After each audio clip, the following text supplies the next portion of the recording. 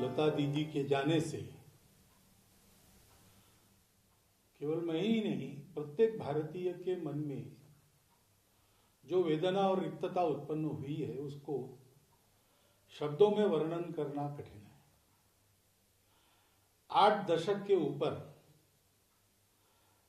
अपनी स्वर वर्षा से भारतीयों के मनों को सिक्त करने वाला, तृप्त करने वाला, शांत करने वाला आनंद घन आज हमने खो दिया। वो अब नहीं बरसेगा। सर्वार्थ से यशस्वी और सार्थक जीवन का उदाहरण हमारे सामने प्रस्तुत करने वाली लता दीदी चली गई। हमको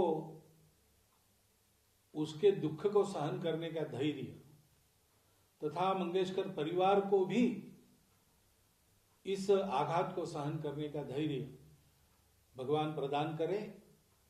मैं उनकी पवित्र स्मृति में जो स्वरों के रूप में शेष रहेगी, लेकिन पार्थिव रूप में हमको अपने स्मृति पर ही निर्भर करना पड़ेगा, उस स्मृति में संघ की ओर से और मेरी अपनी व्यक्तिगत श्रद्धांजलि अर्पण करता हूं। कई हजारों सालों के बाद इस तरह की एक मेलोडियस वॉइस दुनिया में आवाज़ पैदा हुई थी और शायद कई हज़ार साल बाद इस तरह की जो वॉइस दुनिया में दोबारा आएगी। तो ऐसा लगता है कि हमारे अंदर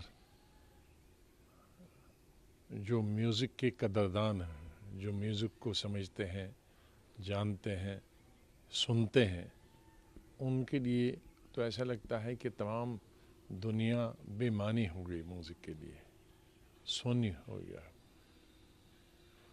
तो आज के इस दिन पे हम यही कहेंगे कि अल्लाह उनकी आत्मा को शांति दे, उनको स्वर्ग में जगह दे और वो हमेशा हमेशा दुनिया के दिलों के अंदर जो म्यूज़िक की कदर करते हैं उनके अंदर में हमेशा वो जिए और उनको हम सब याद करते रहें। लता जी हर हिंदुस्तान के और हिंदुस्तान के बाहर जो हिंदी समझते हैं, जानते हैं, या जो नहीं भी हिंदी समझते और म्यूज़िक में रुचि रखते हैं, उनके दिलों में और किसी ने इतनी बड़ी जगह नहीं बनाई है जितनी लता जी ने बनाई है। तो जब ये कहा जाता है कि नेहरू जी के आंखों में आंसू छलक गए जब उन्होंने कहा ये गाना गाया, तो वाकई ये संभव है।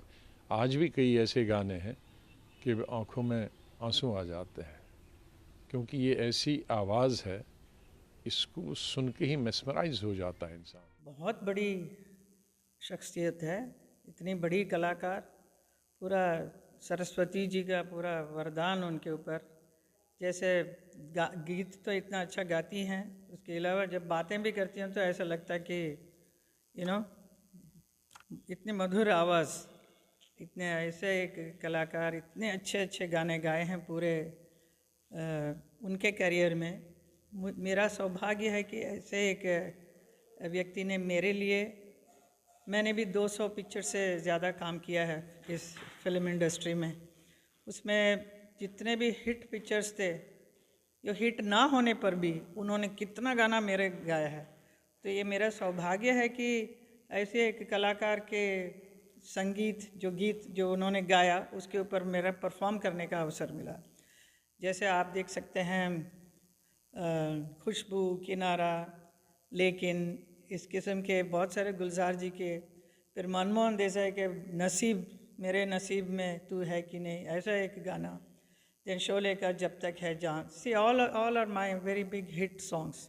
इसके अलावा नाम गुम जाएगा, आपको और भी किसी भी किस्म का, अगर ये सैड सॉन्ग है, और आप जॉनी मेरा नाम में भी देख सकते हैं कितना अच्छा अच्छा 3-4 गाने सब मेरे ऊपर था, और गाना लता जी का गाया हुआ।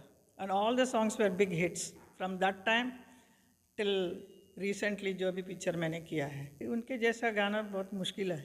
It was something very special. It's very difficult to get somebody like that. इतने साल के बाद वो हमारे साथ रहे, बीच में रहे, बट अभी सबको जाना तो है, बट उनका जाना बहुत ही दुखदायक है। स्वर कोकिला भारत रत्न लता मंगेशकर जी के निधन पर मैं अपनी गहरी संवेदना व्यक्त करता हूं। अपने समृद्ध स्वरों से उन्होंने संगीत को नई ऊंचाइयां दी। लता दी के गाए गीत लोगों को जोड़ते थे। भाषा के बंधन को तोड़कर उनके गीत विश्व के प्रत्येक हिस्से तक पहुंचे। उनके गाए गीत पूरे विश्व को भारत से जोड़ने का महत्वपूर्ण कार्य करते थे। ऐसे अनेक अवसर आए जब उन्होंने हमारे सैनिकों का मनोबल बढ़ाया। उनसे प्रेरणा पाकर लाखों युवा संगीत से जुड़े। उनका निधन संपूर्ण राष्ट्र के लिए अपूर्णीय क्षति है। हम भले ही वो हमारे बीच में नहीं रही, लेकिन अपने गीतों से उनकी सदैव स्मृतियां हमारे बीच में रहेगी। ईश्वर दिवंगत आत्मा को शांति प्रदान करे। उनके परिजनों और प्रशंसकों के प्रति भी मेरी संवेदना।